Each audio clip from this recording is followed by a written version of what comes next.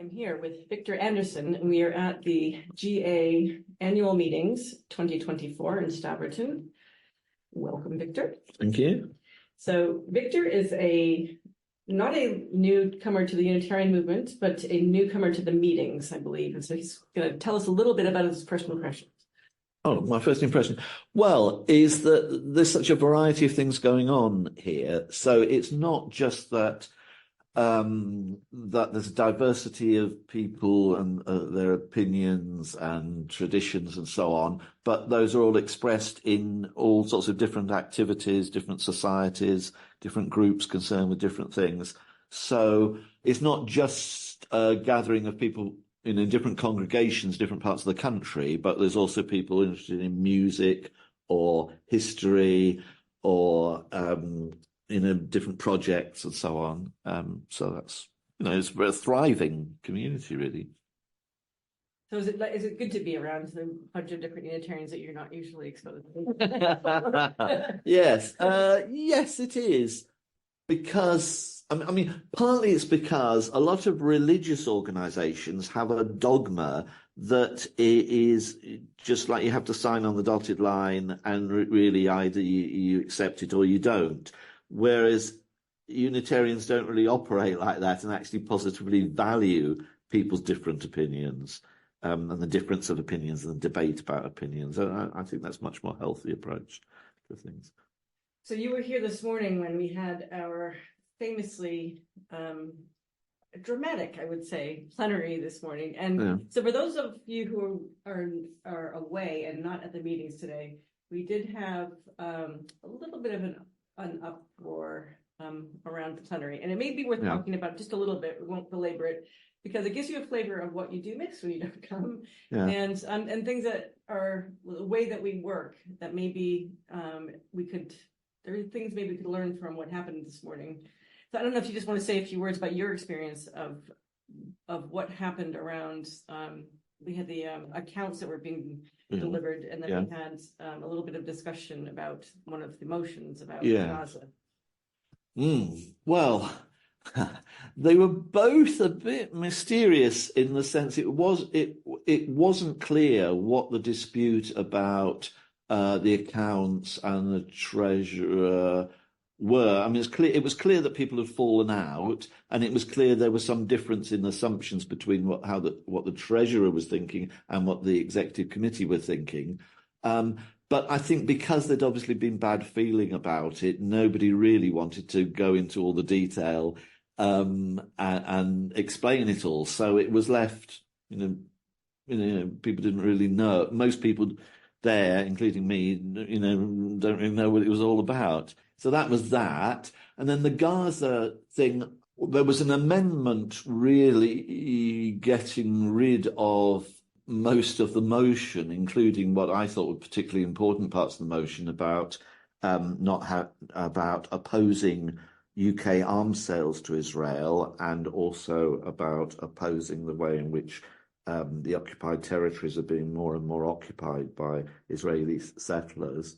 And, I felt that in the desire to be balanced and even-handed and reasonable, people were wanting to believe that both sides were equally guilty of crimes. And I don't think that is the situation now. I mean, it was just interesting that that amendment took over the debate really so far. I mean, for your listeners at home, the debate's going to be continued. There was a last minute motion to table everything till tomorrow. So this discussion will be finished tomorrow, and we will see whether the original motion passes, whether the amendment passes, or whether neither passes. These are the three options I think that can happen.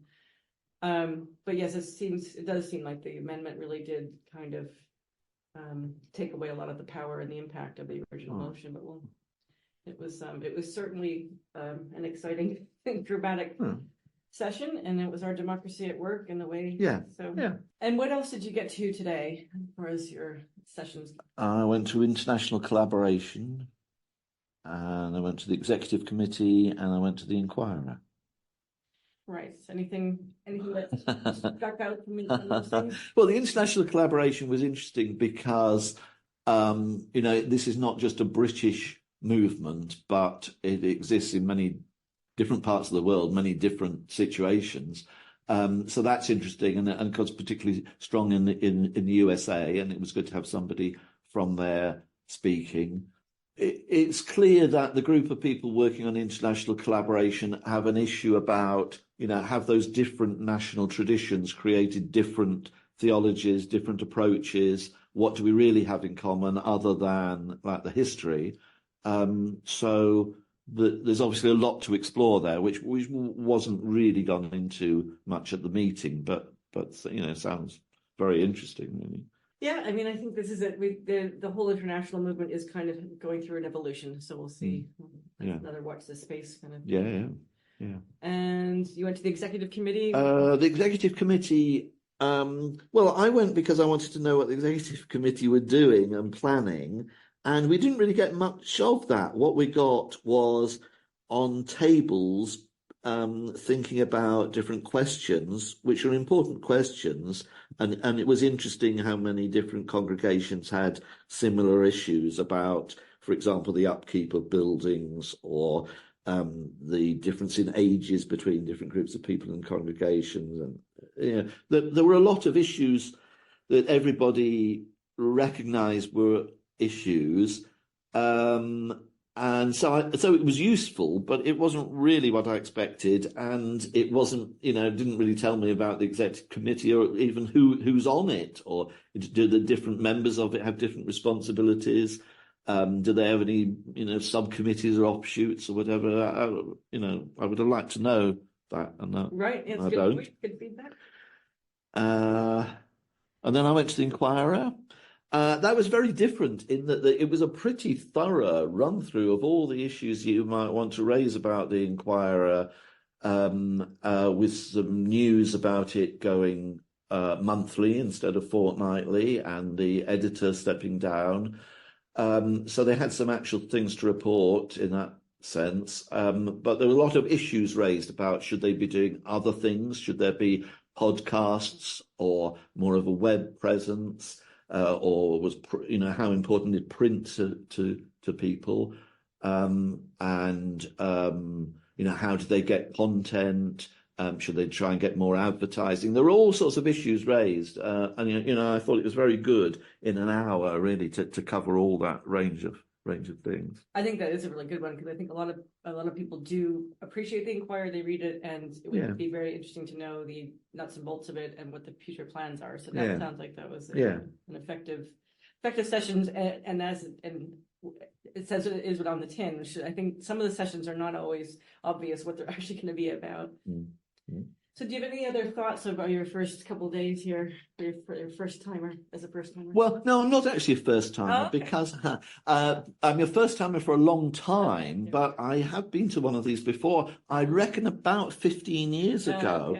And I feel, although probably there's less members, I feel the mood is more upbeat, because I felt at that time there was this sense of a denomination in decline, and the decline would inevitably continue. That was depressing to people. Whereas I don't get that feeling this time. This time, although there may well still be a declining membership, there is a liveliness about, well, what can we still do?